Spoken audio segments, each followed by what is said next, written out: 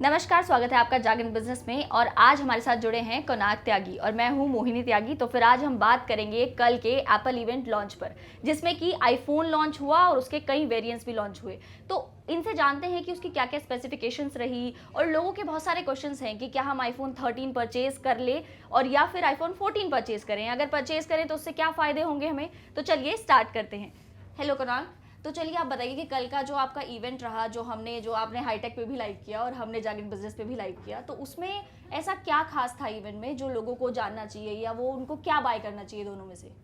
बहुत interesting event था। कई चीज़ों में काफ़ी बड़ा बदलाव आया है और जो अनुमान लगाया जा रहा था बहुत टाइम से। एप्पल का इवेंट जब भी होता है ना, एक ओकेजन होती है टेक की दुनिया के अंदर, तो बहुत सारे एक्सपर्ट्स दुनिया भर के अपने अपने तर्क लगाते हैं, अपनी अपनी राय देते हैं। कुछ रूमर्स आ जाते हैं मार्केट में, क्योंकि फ़ोन के जो केसेस होते हैं वो पहले मैन्युफैक्चर होने शुरू हो जाते हैं।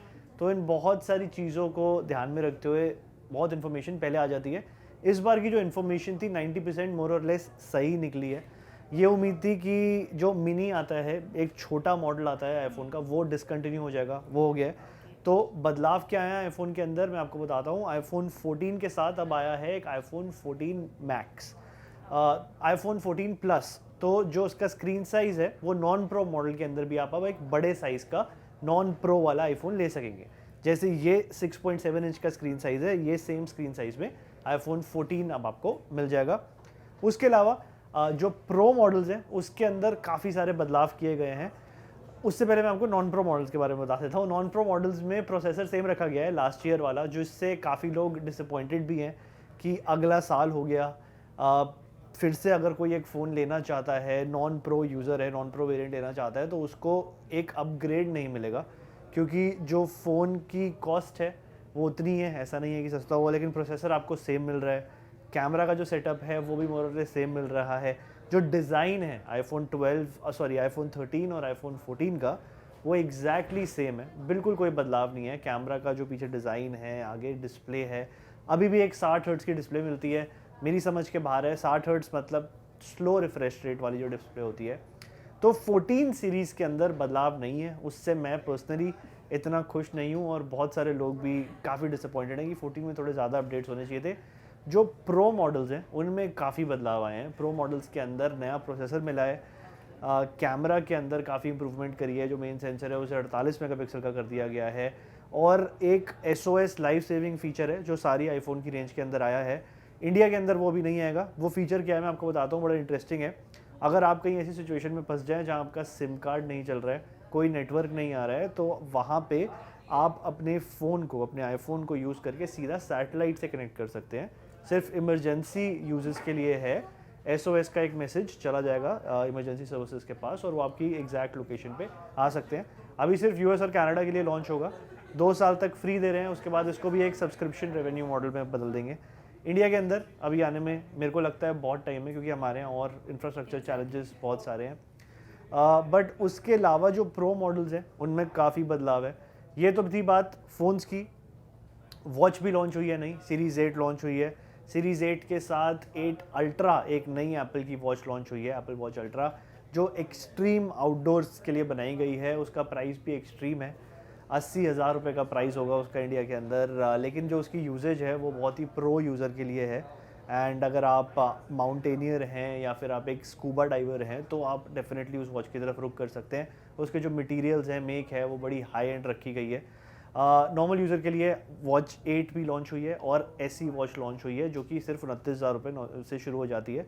सो हर एक यूज़र को माइंड में रखते हुए वॉच सीरीज़ के अंदर बदलाव करे गए हैं। एयरपॉड्स 2 लॉन्च हुए हैं। एयरपॉड्स 2 के अंदर एक्टिव नॉइस कैंसिलेशन जो है वो बेटर कर दी गई है। स्पेशियल ऑडियो के अंदर भी इंप्रूवमेंट्स करी गई हैं। दिखने में वो भी बिल्कुल सेम है जैसे एयरपॉड्स प्रो नॉर्मल वाले दिखते थे। इसके अलावा एप्पल ने आईपैड की तरफ हमें और कुछ ज़्यादा नहीं बताया। फ़ोन्स के अंदर ये चेंजेस आए थे जो मैंने आपको बताया। अब आपने मेरे से पूछा था 13 ले, 13 या 14 में से कौन सा हम लें। बिल्कुल। तो 13, अगर आप एक ऑलरेडी 13 यूज़र हैं और आप चाह रहे हैं कि मैं 14 ले लूँ, तो 14 और 13 में कोई फ़र्क नहीं है नॉन प्रो मॉडल्स के अंदर। लेकिन अगर आप प्रो मॉडल पे अपग्रेड करना चाह रहे हैं, तो इट मेक सेंस कि आप 14 का प्रो वाला मॉडल लें।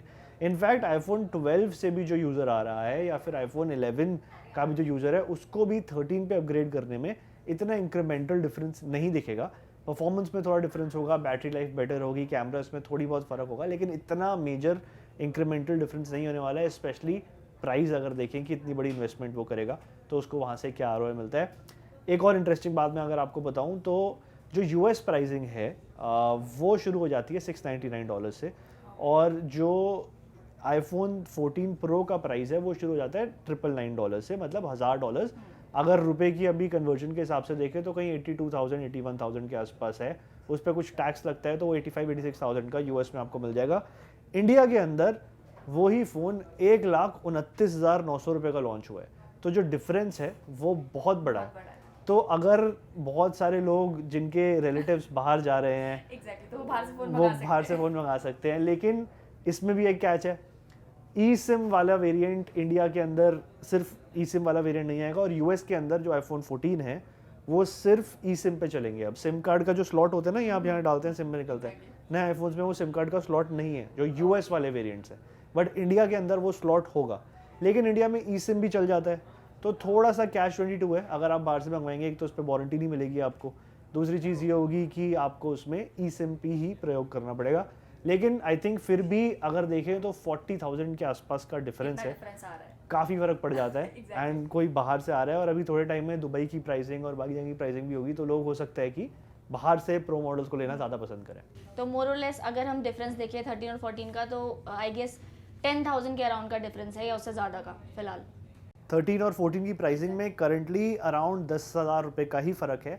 लेकिन अभी सेल्स बहुत सारी आने वाली हैं, फ्लिपकार्ट पे बिग बिलियन डे, अमेजोन पे ग्रेट इंडियन शॉपिंग फेस्टिवल, तो वहाँ पे हो सकता है काफ़ी डिफरेंस आए प्राइस के अंदर। तो अगर आप एक पुराना आईफोन, पिछले साल का आईफोन लेने के लिए वेट कर रहे हैं तो थोड़ा होल्ड करें अभी, एंड आई थिंक 1 महीने तक जब सेल्स बाहर आ जाएंगी तो हमें बेटर प्राइसिंग और मिल सकते हैं। ओके एंड जैसे कि कल इवेंट था, जब उससे थोड़ी देर पहले ही, आप कह सकते हैं सुबह ही, एक न्यूज़ आई कि ब्राज़ील ने आईफोन पे या फिर एप्पल के सेलिंग पे बैन लगा दिया है, क्योंकि वो बिना चार्जर के आईफोन बेच रहे हैं। $2 मिलियन आई गेस इतना उन्होंने बैन लगाया उस पर। तो क्या उससे उसकी सेल पे कोई इफेक्ट पड़ पाएगा?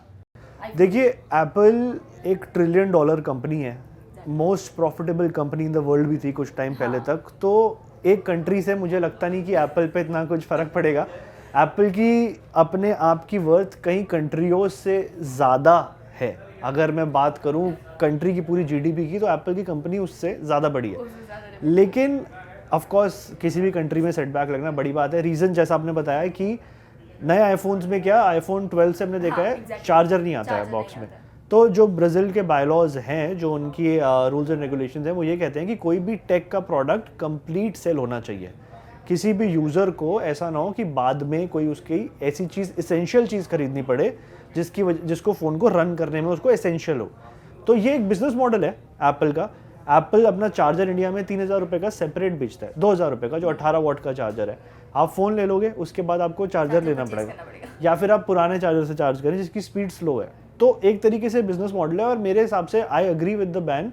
अच्छा स्टर्न बैन है ब्राज़ील का। हो सकता है एप्पल इससे कुछ सीखे, आगे प्रोडक्ट्स में चार्जर इंक्लूड कर दे या फिर कुछ प्राइस कम कर दे, कुछ तो करना चाहिए, क्योंकि अल्टीमेटली यूज़र को वो एक्स्ट्रा पैसे स्पेंड करने पड़ते हैं। क्योंकि वो एक एसेंशियल चीज़ है, उसके बिना तो आप फ़ोन चार्ज नहीं कर सकते, तो then it's of no use ना। बिल्कुल। और क्या होता है ना, एप्पल ट्रेंड सेटर है, तो एप्पल जो करता है बाकी ब्रांड्स भी करना शुरू करते हैं। बस यही आपसे कहने वाली थी कि जैसे ही एप्पल ने ये स्टार्ट किया था, उसके बाद से बाकी सब कंपनीज ने ये मॉडल अडेप्ट कर लिया कि अब चार्जर तो वो नहीं हटा सकते बिकॉज ऑफ वो एप्पल के लेवल पे नहीं है, बट द थिंग इज उन्होंने ईयरपॉड्स, ईयरफोन जो वो साथ में देते थे वो उन्होंने माइनस करते चले गए हैं। बिल्कुल, इतना बड़ा बॉक्स आता था पहले, वो छोटा सा हो गया वो। बिल्कुल, हाँ जी। इसके अलावा और कोई ऐसी खास बात जो हमारे यूजर ने आपसे पूछी हो? जैसे कि कल भी हमारे बहुत सारे कमेंट्स आए थे आपके पास कि सबको ज़्यादातर शायद यही क्वेश्चन था लोगों का कि जब कोई भी नया आईफोन लॉन्च होता है तो हमेशा ऐसा होता है कि जो पुराने वाला होता है उसकी कीमत हमेशा गिर जाती है। तो वो जो डिफरेंस आने वाला है वो आईफोन के लिए आपने बता दिया कि हम आईफोन के लिए अगर हम वेट कर ही रहे हैं तो और 1 महीना वेट कर लेते हैं। सेल आने वाली है, थोड़ी दिन और वेट कर लेते हैं और अच्छा प्राइस मिल जाएगा। तो आईफोन 14 का जो एक चिप वाला वो था कि न्यू चिप इसमें आएगी, तो वो वाला भी एक र्यूमर था कि न्यू चिप स्टार्ट होगी, तो वो वाला डिफरेंस कितना मायने रखेगा इन 10,000 के डिफरेंस पे अगर लगेगा तो? अगर आप एक नॉर्मल यूज़र हैं तो अगर मैं आपको दोनों फ़ोन दूं और आपको मैं बताऊं, इनफैक्ट किसी प्रो यूज़र को भी दूं और बोलूं कि इसके अंदर पिछले साल वाला चिप लगा है और इसमें नया वाला चिप लगा है, फ़र्क कोई बता ही नहीं सकता, क्योंकि A15 बायोनिक जो प्रोसेसर है इनका, जो भी 14 सीरीज़ में कंटिन्यू किया गया है, वो अपने टाइम से बहुत आगे था in terms of performance. Android की दुनिया से उसे कंपेयर करेंगे, अभी भी बहुत सारे एंड्रॉयड के फ्लैगशिप फ़ोन से और फ्लैगशिप प्रोसेसर से बेटर परफॉर्मेंस ऑफर करता है। तो उसको इस साल के फ़ोन के अंदर रखना, एक तरीके से देखा जाए तो यूज़र को उससे कुछ फ़र्क नहीं पड़ने वाला है, बस एक परसेप्शन वाली बात हो जाती है कि इसमें पुराना चिप मिल रहा है, बट वो चिप अभी भी इंडस्ट्री में 1.5 टाइम्स तक बेटर परफॉर्मेंस देता है कंपेयर टू कंपटीशन। और A16 तो बहुत ही बेटर परफॉर्मेंस देता है। तो नॉर्मल यूज़र को कोई फ़र्क नहीं पड़ेगा कि पिछले साल का चिप है या नहीं है। अगर आप 11 के पुराने वाली सीरीज़ से फ़ोन ले रहे हैं और आप सीधा 14 ले लें तो बहुत फ़र्क दिखेगा उसमें। ओके, सो मोर और लेस हमने ये बता दिया है कि हाँ, हमने जो पुराना आईफोन और जो नया आईफोन लॉन्च हुआ है उसमें इतना कुछ खास डिफरेंस नहीं रहा है, लेकिन हाँ नॉन प्रो मॉडल्स में एग्जैक्टली तो जो प्रो मॉडल्स हैं उनमें ऑफ कोर्स आपको डिफरेंस मिलेगा, और हाँ उसकी प्राइसिंग में भी आपको डिफरेंस मिलेगा क्योंकि वो उतनी ही महंगी भी होंगी। बट इट्स ओके, एप्पल एक लग्जरियस ब्रांड हमेशा से रहा है, तो ऑब्वियसली जिन लोगों को एप्पल परचेज करना है वो हमेशा एक लग्जरी सिंबल ही बना रहा है आई गेस, स्टार्ट से लेके अब तक, और वो वही रहेगा। तो उसका वो परफॉर्मेंस आप नहीं बीट कर सकते हैं।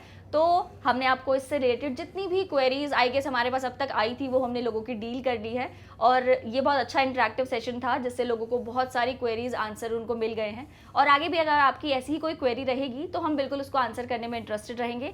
अभी के लिए जो भी एप्पल से रिलेटेड आपकी क्वेरीज और भी होंगी आप हमें फिर भी कमेंट करके पूछ सकते हैं। अगर हम कर पाए तो हम बिल्कुल आपके लिए उसके लिए शॉर्ट्स ज़रूर बनाएंगे। और देखते रहिए जागरण बिजनेस और जागरण हाईटेक भी। धन्यवाद।